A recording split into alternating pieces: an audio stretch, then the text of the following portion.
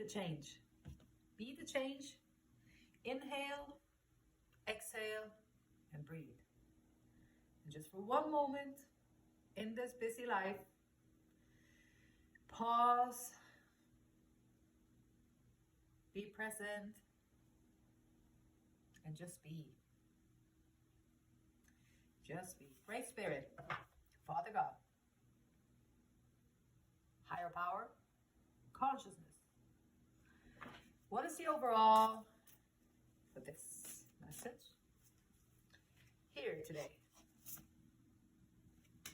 Third eye chakra. So we moved down one step from the crown chakra to the third eye chakra, which is kind of the high priestess. It's kind of your intuition.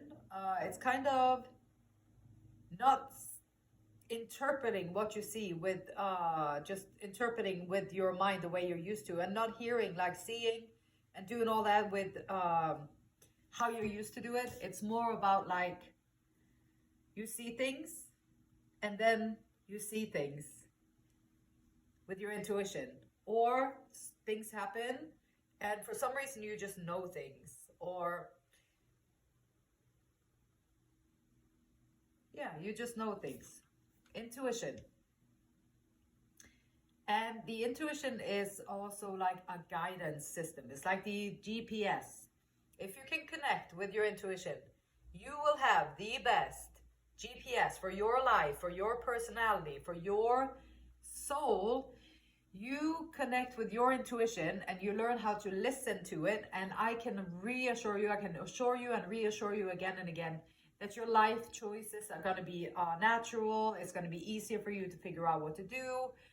You're just going to know where to go and when you do it. Not because you did the research and everything is logic and you have a strategy, but just because you listen to that little whisper in your soul, or that little thingy inside that you can't really explain it. But it's like, you know, I knew I should have done that. Like, how many times have you, like, okay, you're doing something and then you see something and then you're like, I wonder if I should get that. And then you're like, well, I never really thought about getting anything like that before, so probably I don't really need it. So back and forth, and then you leave it. And then later in the day, there's like an opportunity where that item that you looked at would have been perfect. And so those things happen all the time. That's your intuition trying to get you to listen and take that thing with you, because your life is going to be made easier with it. So learning how to connect to your intuition and your third eye is going to be, yeah, it takes a little bit of work, but the rewards that you get, like the rewards that you get from doing that work is like priceless. So I have intuition and I know how to use it. I trust my intuition. I listen to my inner visions, imaginings, messages, and sense of knowing, allowing my intuition to guide me. I release the need to know and allow my intuition to develop at a pace that is right for me. The need to know is like, no, you don't always need to know. We feel like we maybe need to know because it makes us feel a little bit more secure. So we have the third eye chakra. So if you out there, if you are a person who maybe have issues with learning limitations, like it's difficult for you to learn new things, it's difficult for you to figure out or learn new things, you have bad dreams, if you're afraid of the truth, if you have bad vision, and often headaches, maybe paranoia, stuff like that, then the third eye chakra might be completely blocked. And when things are blocked, it just doesn't flow right. So when it doesn't flow right, there's constipation, what's it called? So what do? Well, you want to open it up so that you can have your energy flow freely throughout your whole being. We are energy. Everything is energy. All right. Human being out there, mind, body, and soul. Human being out there, mind, body, and soul. Be a good manager of your mind. Queen of Pentacles, be a good manager of your mind. If you have the Queen of Pentacles mind, then you are confident. Your mind is good at planning out things, using your time well, using your resources well. You have learned to take a step back, to take leadership. You have confidence in your mind. You have all that stuff. The Queen of Pentacles may be sometimes in our minds, just a check-in. Like sometimes we overdo things in our mind. We react to them, or we think that they mean more than they do, and then we get an over mind kind of over. So the thing is, like, the Queen of Pentacles is a great mind space to be in. Like, then you have really good resources and you use your mind well. Also, you're able to quiet it. If you're not able to ever turn it off, it's going to drive you nuts, or you're going to be in just a constant state of stream of thinking. And in that constant stream of thinking, there is no space to really just quiet it for a little bit and figure out from there where to do or what to do next. Intuition, like quiet the mind, listen to that little urge within, and then move in the direction. Five of Wands, body, the physical. Friendly competition. It can be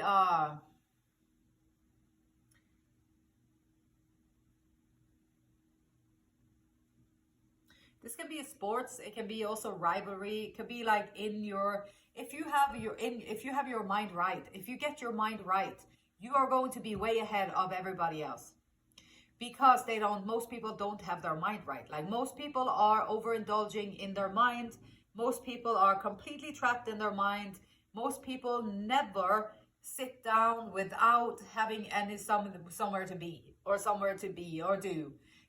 They just rarely just sit in the moment and be there without planning anything or doing anything. If you are one of the fortunate ones that are actually working on this and meditating and sitting down and practicing quieting the mind, because you know it's possible to quiet the mind and then just allow it to be empty for a little bit.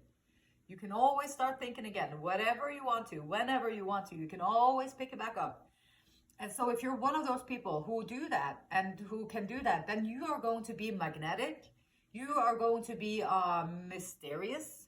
You are going to be completely peaceful and radiant with joy and appreciation.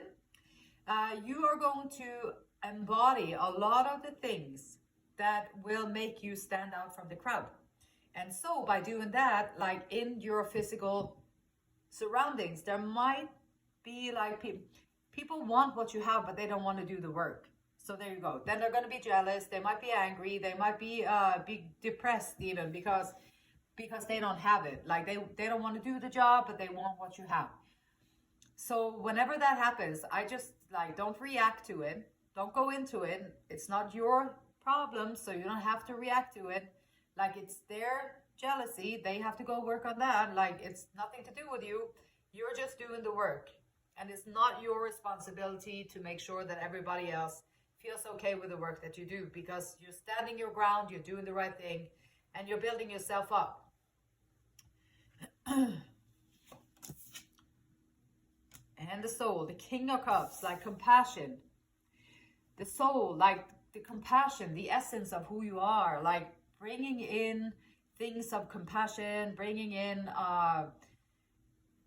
communication, everything with love and compassion, and bringing that into your life. Everything else, everything that is drama, everything that is jealousy, everything that is competition, everything that is like rivalry, everything that is like bullying, or of course stuff like that, it's like cut it out of your life. You have, like, if your mind is like the Queen of Pentacles, you have very good resources in your head. Like, I'm not saying that the mind is not a good thing, because we can think out so many things as human beings. There's so many things we think about, we figure out, we create. So it's amazing, right?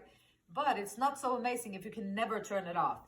And so the King of Cups for your soul, like to grow that feeling of abundance, grow that feeling of compassion and unconditional love. I always just pray for unconditional love. I release everything from myself that is not unconditional love. And there you go. in regards to a goal.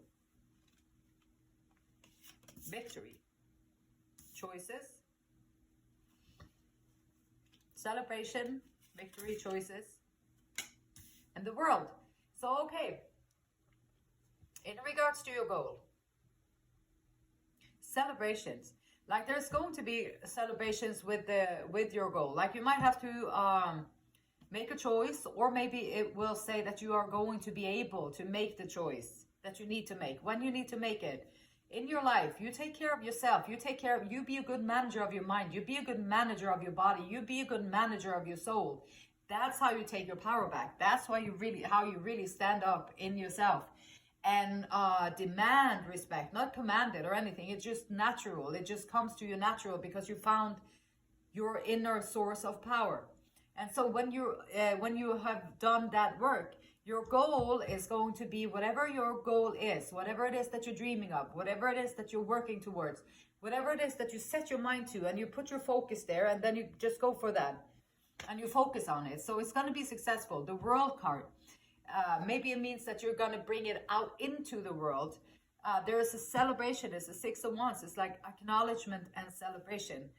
And then we have the 2 of Swords. So there's going to be a choice that you're going to make, but you're going to be able to be calm and centered, and you're going to be able, with your intuition, you are going to be able to make the right choice.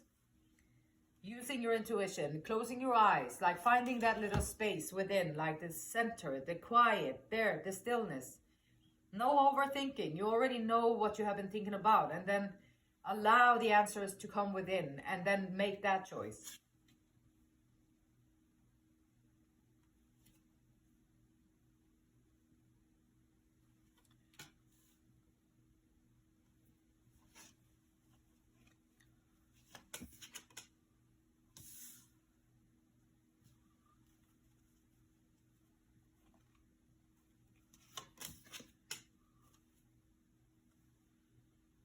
Sometimes the conflict in our life, it arises because we're too much in our head.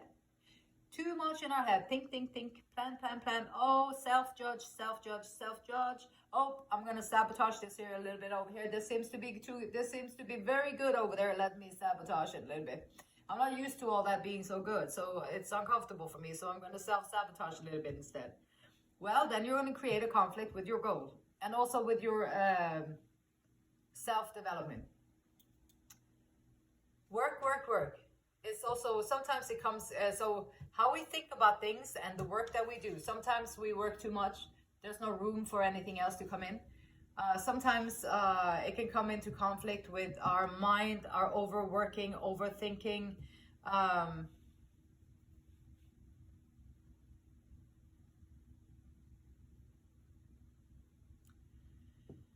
Being constantly in our minds, like trying to find new things, starting new things, always planning something new, starting something new, always the new things. Like never like, okay, how about the things that you was working on yesterday or that you've been working on the past 5 years? Nope, I've discarded. I got something new. I'm going to start something new.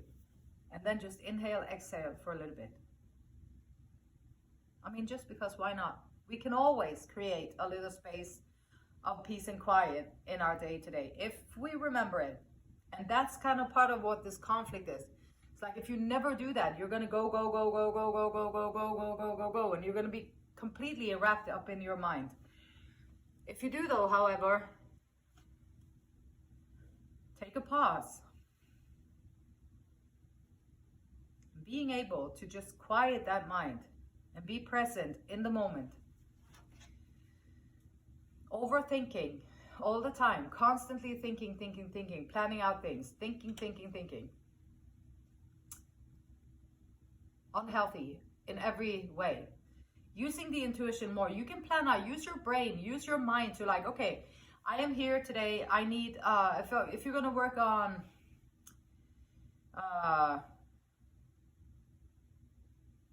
your health. Okay, what if you're going to work on your health? So then you figure out where are you at? Like, what is it that you want to achieve with your health? What is your current health situation? How do you feel? How does it look like? What are like your goals? What do you want to look like? What is your goal? And now, and also take into consideration, like, what is your body looking like? Health, mental, emotional, physical, all kinds of health. And so what does it look like current for you? And how can you bring it into something that feels better for you?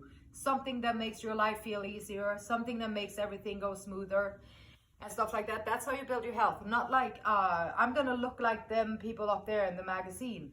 And then you might starve yourself and die on the way. No, just kidding. But yeah, they're awfully thin sometimes, and that might not be healthy. And it might not even be good. It might not even be possible for your body to get like that. So we have to honor what we have. Honor where you at and what you have. Use your mind to make that little plan to how to get from where you at to feeling better, to feeling better in different ways. And then you make the plan. And once you have made the plan, you don't have to overthink about it. You don't have to think about it all the time. Now you know what to do. So now you just, in the moment by moment, now you can execute whatever plan you made. So you don't have to go and think about things the whole time. You just figure out what you want to do, and then you just do the things that you have to do to get there. And then also stop, hold up, inhale, exhale for a little bit. Maybe put an alarm into your phone where you remind yourself that inhale, exhale for just a little bit, and bring yourself into the moment. Okay, so if you have a person on your mind, it can be romantic, it can be anything. It doesn't have to be romantic. It can be a friend, it can be family, it can be acquaintance, it can be a neighbor, it can be whoever, stranger, whichever one you have on your mind. This person. So something faded with this person on your mind. Something is faded. It might be written in the stars. It might be already mapped out for you, or it might be just a connection that is too good to be true almost, but it's not too good to be true because it actually is true. And when it actually is true, that's a really good connection and it's worth exploring. 5 of Pentacles. Maybe this person feels a little bit unworthy and left out in the cold, like they're not really fitting in, or like they're not really they're lacking somehow. And then also like the 9 of Pentacles, which is like a wish fulfillment. Overindulgence. You got all the 9 Pentacles, very complacent, so it's called. Luxury.